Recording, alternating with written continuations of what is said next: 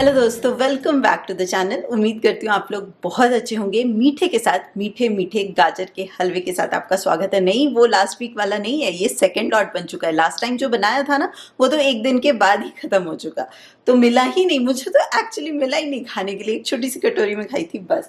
तो मीठा बन चुका है। और बाय द वे, मैं अभी छुट्टी पे हूँ, 3 दिन की छुट्टी ली थी मैंने। हमारे ऑफिस में ना, मैंने लास्ट ईयर आप लोगों को बताया था कि क्रिसमस के टाइम पे ना बोर्ड लीव्स मिलती हैं। तो लास्ट टाइम तो मुझे 1 ईयर नहीं होते, तो 2 या 3 दिन की मिली थी। इस बारी तो 1 डेढ़ साल हो गया है, तो पूरे 7 डेज की छुट्टी मिली थी। बट मैंने क्रिसमस टाइम पे लिया नहीं, क्योंकि हमारे डिपार्टमेंट में सबने छुट्टियां ली थी। और इस टाइम पे ज़्यादा काम होता नहीं है, घर से काम करने का भी ऑप्शन था, तो छुट्टियां क्यों बर्बाद करना, है ना। कहीं जाना तो था नहीं, तो इसलिए मैंने बचा लिया था। सोचा था थोड़ा थोड़ा करके लूँगी। आप काम करते रहो, उसमें अगर बीच में 2 दिन की छुट्टी, 1 दिन की छुट्टी ले लो ना, तो अच्छा लगता है। ये छुट्टी कल से स्टार्ट हुई है, तो 3 दिन की छुट्टी है। आज है सेकेंड डे। कल मैं थोड़ा मॉल वॉल गई थी, और आज सुबह सुबह उठ के मेरा मन हुआ कि गाजर का हलवा बना लेते हैं एक टाइम और। तो पैकेट रखा ही हुआ था गाजर का, मैंने सोचा वो भी अच्छा हो जाएगा कि जल्दी ख़त्म हो जाएगा, और चलो एक लॉट और बन जाएगा गाजर का हलवा। तो फटाफट से एक तरफ लंच बॉक्स बन रहा था और दूसरी तरफ गाजर ग्रेट करके दूध के साथ चढ़ा दिया, क्योंकि जितना ज़्यादा स्लो फ्लेम पे बॉयल होता रहेगा ना, वो मलाई फॉर्म होती है और फिर मज़ेदार बनती है। तो गाजर का हलवा बन चुका है। और पता है, काफ़ी दिन हो गया है मैं ना प्रॉपर वाली कुकिंग नहीं की है। प्रॉपर वाली कुकिंग मतलब ये नहीं कि एक दाल सब्जी रोटी चावल सब कुछ हो प्लेट में, जो थाली होती है ना, वैसी वाली कुकिंग हुई नहीं है। आते जाते मोस्टली मम्मी कर लेते हैं आजकल, या फिर मैं कभी बनाया, बच्चों के लिए बनाया, छोले बना लिए, काले चने बना लिए, तो बस इतना ही होता है। तो मैंने सोचा कि चलो आज मीठा बन चुका है। पहले लोग पूरा का पूरा खाना बनाते हैं और फिर मीठा डिसाइड करते हैं, बट आज मेरे मेनू में पहले मीठा डिसाइड हो गया, उसके बाद मैं डिसाइड कर रही हूँ कि और क्या क्या बना सकते हैं। तो दाल मखनी वाली दाल और थोड़े से राजमा मैंने सोख करके कल रात को रखा ही था, कि क्रीम भी था मेरे पास, उसका भी एक्सपायरी डेट आ रहा था, तो मैंने सोचा चलो उसको यूज़ कर लेती हूँ। और थोड़े से हलवा में भी डाल दिया। और दाल मखनी बनाए हुए भी बहुत टाइम हो गया था, और मुझे अच्छा भी लगता है, सबको अच्छा लगता है, और जल्दी बन जाता है। तो दाल मखनी बन ही रही है, हलवा भी बन चुका है, तो चलो एक दो कुछ और बना लेंगे तो प्रॉपर विंटर वाली थाली बन जाएगी। फूल लेके आई थी ना मम्मी के लिए, तो ये बाबा का फोटो के लिए कंबल बन रहा है। फिर छोटे वाले के लिए भी बनाओगे आप, ड्रेस बनेगा। कलर कितना अच्छा है ना, बहुत अच्छा है एकदम। Light pink, dark pink, white, फिर रेड आएगा। अच्छा रेड भी आएगा, डार्क और डार्क होता जाएगा, है ना। मम्मी के स्वेटर से मैच कर रहा है। बाहर का नजारा अगर मैं दिखाऊं आप लोगों को, सुबह सुबह स्नोफॉल हो गया, धूप की कोई उम्मीद नहीं है दूर दूर तक। पूरी ठंड वाली, लाइक ठंड तो है ही, बट प्रॉपर ठंड वाली फीलिंग आ रही है कि वो आग जला के बैठ जाओ और चाय पकौड़े खाओ, या फिर कुछ अच्छा अच्छा कोई खाना बना के दे और बैठ के मजे लो विंटर के। तो वैसा वाला माहौल हो रहा है। तो मैं सोचा चलो किचन में भी आज कुछ स्पेशल बनाते हैं। जब भी कोई दाल या छोले बॉईल करते हैं ना, ये ऊपर से जो झाग बनती है ना, इसको कहते हैं कि हटा देना चाहिए, नहीं तो ना गैस बनता है। जैसे होता ही है ना कि बोलते हैं छोले में दाल से गैस बनती है, तो इस चीज़ को, फोम को हटा देना चाहिए जितना हो सके। हमारा किचन भी किसी साइंस से कम नहीं है, हर एक लॉजिक के पीछे आप ढूंढ लो। जो भी हमारे बड़े बूढ़े कहते आए कि खाने में ये नहीं डालना, वो डालना, ऐसे बनाना, वैसे बनाना, हींग का तड़का लगाना, स्पेशली छोलों में, दालों में, तो उसके पीछे साइंटिफिक रीजन जरूर होता है। दाल तो बढ़िया से बॉईल हो गई है, बस इसको तड़का लगाना है। घी का तड़का लगा रही हूँ, थोड़ा सा तेल भी ऐड किया और थोड़ी सी घी। दाल मखनी की रेसिपी तो मैंने आप लोगों के साथ बहुत बारी शेयर करी है, और बहुत सिंपल बनाती हूँ, और जितना सिंपल बनता है ना, उतना ही अच्छा लगता है। काफ़ी बारी ऐसा हम सोचते हैं ना कि खूब सारे मसाले डाल दो, ये भी कर दो, वो भी कर दो, फिर खाना टेस्टी बनेगा। बट कुछ रेसिपीज ऐसी होती है ना, जिसको जितना सिंपल रखा जाए वो उतना ही ज़्यादा टेस्टी बनता है। तो दाल मखनी भी ऐसी ही है, सुनने में लगता है कि बहुत ही डिफ़िकल्ट सी रेसिपी होगी, और जब आप फर्स्ट टाइम बनाते हो तो ऐसा ही लगता है आपको कि वो रेस्टोरेंट स्टाइल फीलिंग कैसे आएगी। तो वो रेस्टोरेंट स्टाइल आती है बॉयल करने से। तो मैं सिर्फ जिंजर गार्लिक डालती हूँ खूब सारा, क्योंकि अनियन मैं नहीं डालती हूँ इसमें। पहले मैं अनियन डाल के बनाती थी, फिर एक दिन मैंने ऐसे ही एक्सीडेंटली सिर्फ जिंजर गार्लिक से बनाया, अनियन नहीं डाला और टेस्ट में इतना ज़्यादा फ़र्क था। बहुत अच्छा होता है और जल्दी भी बन जाता है क्योंकि अनियन को भुनने में टाइम लगता है। तो जिंजर गार्लिक खूब सारा और टमाटर भी खूब सारा, बस उसके साथ तड़का लगाती हूँ और फिर लो फ्लेम पे ना लंबे टाइम तक इसको बॉयल होने दो। लाइक वो जितना ज़्यादा कढ़ती रहेगी ना वो घुल जाती है दाल, तब जाके टेस्टी लगता है और नेक्स्ट डे खाओ तो और भी ज़्यादा टेस्टी लगता है। दाल मखनी में ना बहुत ज़्यादा मसाले भी नहीं जाते, मैं सिर्फ धनिया डालती हूँ। तो धनिया पाउडर ख़त्म हो गया था तो धनिया पाउडर भी मैं घर पे ही बनाती हूँ। धनिया को रोस्ट नहीं करती, बस डायरेक्टली ग्राइंड कर लेती हूँ। इतनी अच्छी खुशबू आती है ना, जब पीसो तब बहुत ज़्यादा अच्छी खुशबू आती है, फिर तो धीरे धीरे यूज़ करते करते वो खुशबू खो जाती है। जिंजर गार्लिक अच्छे से फ्राई हो गया, फिर खूब सारा धनिया और कश्मीरी चिली पाउडर ऐड किया है और टमाटर का पेस्ट।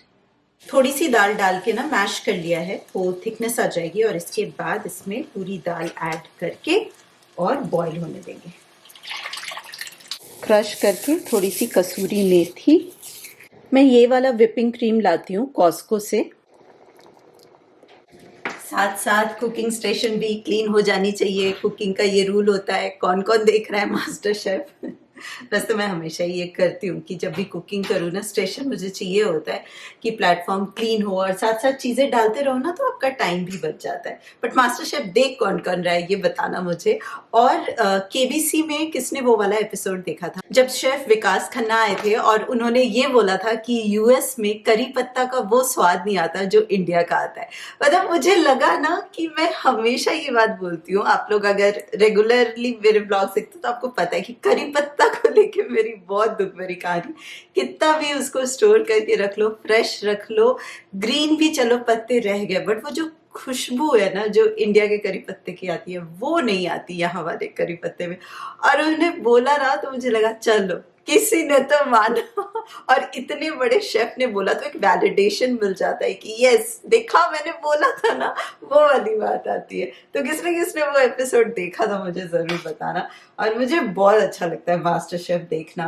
लाइक रेसिपीज तो काफ़ी इनोवेटिव होती हैं, कभी कभी लगता है वो सारी रेसिपीज हम डेली नहीं बनाएंगे, बट पूरे एपिसोड में ना छोटी छोटी चीज़ें अगर आप पिक करना चाहो, सीखना चाहो, कैसे टीम वर्क कर रहे हैं लोग, कैसे कुछ इंग्रेडिएंट छूट गया फिर भी पूरी कुकिंग हो रही है, प्लेटिंग हो रही है। तो वैसे ही होता है ना, घर पे भी कई बार ग्रोसरीज खत्म हो जाती है, एक चीज़ बनानी है लेकिन सारे इंग्रेडिएंट्स नहीं होते, पर फिर भी हम जो भी घर पे है उसी से काम चला लेते हैं। अब लास्ट में ना दाल के लिए एक तड़का बना रही हूँ, फिर से खूब सारा जिंजर गार्लिक, थोड़ी सी हरी मिर्च, कश्मीरी चिली पाउडर और थोड़ा सा गरम मसाला पाउडर। जब भी सर्दियों की सब्जियों की बात होती है तो ठीक है, पालक साग ये तो आता ही आता है पहले दूसरे नंबर पर, लेकिन कैरेट गाजर ये बहुत ही ज़्यादा फेमस सब्जी है विंटर की। पर आजकल तो हर कुछ हमेशा ही अवेलेबल होता है, बट कोई बात नहीं, इसी दस्तूर को आगे बढ़ाते हैं। और जब विंटर थाली सोच के बन रही है तो गाजर मटर का होना तो ज़रूरी है, और गाजर का आज पूरा पैकेट ख़त्म होना भी ज़रूरी है। मिशन है आज मेरा कि आज पूरा पैकेट ख़त्म हो जाएगा। गाजर के हलवे में चला ही गया है ज़्यादा से ज़्यादा गाजर, 3-4 रह गए हैं जिसकी बन जाएगी सब्जी। थोड़ा सा प्याज लिया है मैंने, छोटे छोटे टमाटर थे तो 1.5 टमाटर है, अदरक और मिर्ची, इसको ना सारा साथ में पीस लेना है। ये बन गया बढ़िया सा पेस्ट। घी में मैंने जीरा डाल दिया है और फिर ये टमाटर वाला पेस्ट डाल के नमक, हल्दी, धनिया पाउडर, कश्मीरी चिली पाउडर और थोड़ी सी चीनी ऐड करी है और फिर मसाले को अच्छे से भून लिया और फिर गाजर ऐड कर दिया है। अगर फ्रेश वाले मटर है फिर तो गाजर के साथ ही डाल दो क्योंकि उसको पकने में टाइम लगेगा, बट यहाँ पे तो फ्रोजन मटर है तो उसको पहले से डालूंगी तो भरता बन जाएगा, तो बिल्कुल लास्ट में डालूंगी।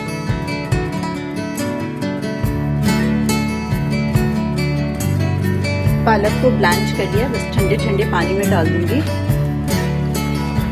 इसका जो ग्रीन कलर है ना ये बना रहता है और कुकिंग प्रोसेस भी स्टॉप हो जाता है। वैसे तो मोस्टली मैं मलाई पनीर ही लेके आती हूँ, वॉलमार्ट पे इजीली मिल जाता है, पर इस बार ही ना कॉस्को में ये वाला एक ब्रांड मिला। इनकेस किसी ने यूज किया तो बताना, मैं फर्स्ट टाइम यूज कर रही हूँ। का इंग्रेडिएंट लिस्ट भी चेक किया था मैंने, तो सिर्फ स्किम मिल्क है और बैक्टीरियल कल्चर है, तो ज़्यादा कुछ अननोन इंग्रेडिएंट ऐसा कुछ भी नहीं है। होल्ड करके लग रहा है कि काफ़ी सॉफ्ट होगा, तो हो सकता है क्रम्बल हो जाए, पनीर भुर्जी टाइप्स ज़्यादा अच्छी बने, क्योंकि यहाँ पे भी जो पिक्चर है ना वो एज अ लाइक कच्चा खाने के लिए, सैलड टाइप्स खाने के लिए है। तो मैं पालक पनीर बना रही हूँ, तो उसमें तो फ्राई करके डालते भी नहीं है और ज़्यादा देर कुक भी नहीं करना होता सॉस के साथ। तो अगर ये सॉफ्ट भी होगा तो इनफैक्ट शायद अच्छा लगेगा, क्योंकि बिल्कुल लास्ट में डलता है ना उसमें पनीर। तो देखती हूँ इसको यूज़ करके और टेस्ट करके, फिर बताऊंगी आप लोगों को कि कैसा है।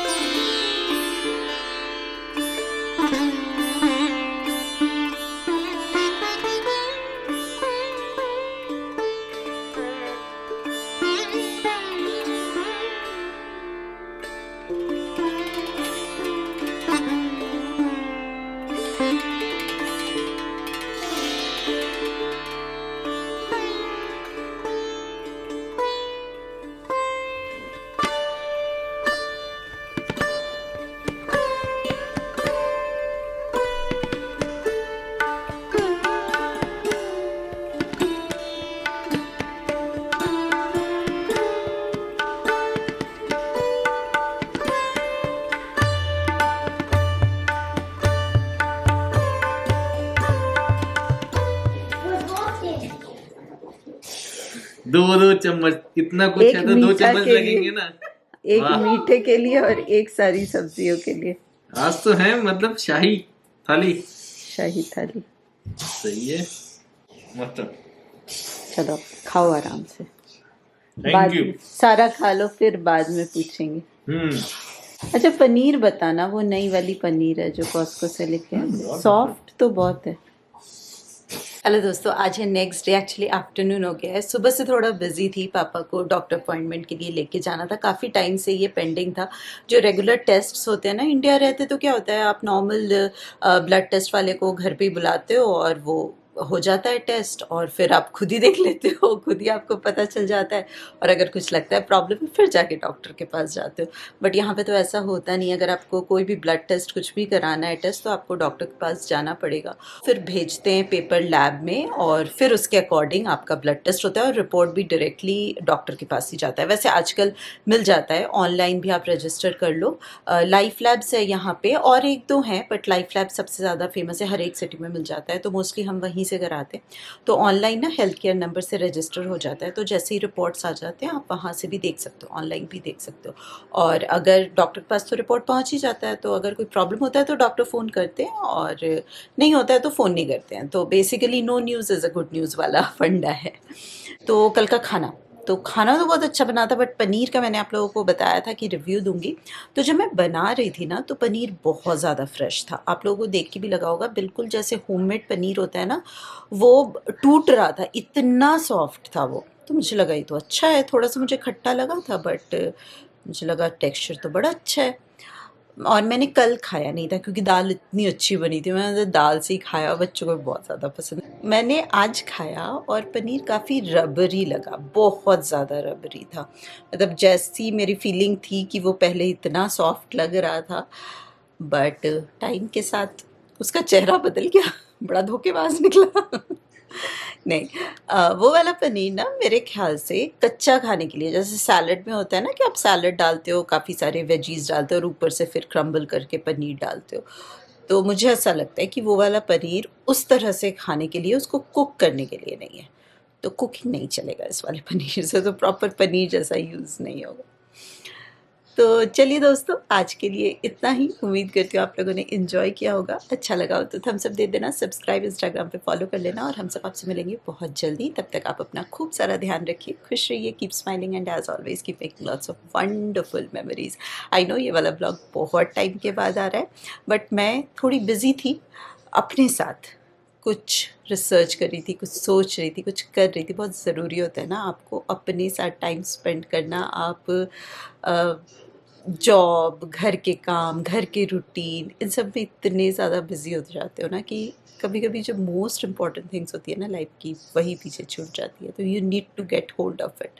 जो कि मैं करने की कोशिश कर रही हूँ। और आने वाले टाइम में मैं जो भी फिगर आउट कर पाई हूँ, जो भी थोड़ी बहुत मेरी समझ है, जो भी लाइफस्टाइल में मैं चेंज लाने वाली हूँ, वो डेफिनेटली आप लोगों के साथ शेयर करूँगी। और इस तरह की बातें मैं हमेशा एंड में करना पसंद करती हूँ, क्योंकि एंड तक जो दिल से कनेक्शन वाले दोस्त होते हैं ना, वही रुकते हैं। और ये सारी दिल की बातें ना दिल के कनेक्शन वाले दोस्तों से ही करने में मज़ा आता है, इसीलिए ये सारी बातें एंड में ही होती हैं। तो अगर आप यहाँ तक देख रहे हो, फिर तो स्पेशल वाला कनेक्शन। तो चलो, मैं आपसे मिलती हूँ बहुत जल्दी, और आप लोग अपना खूब सारा ध्यान रखिए। Bye bye.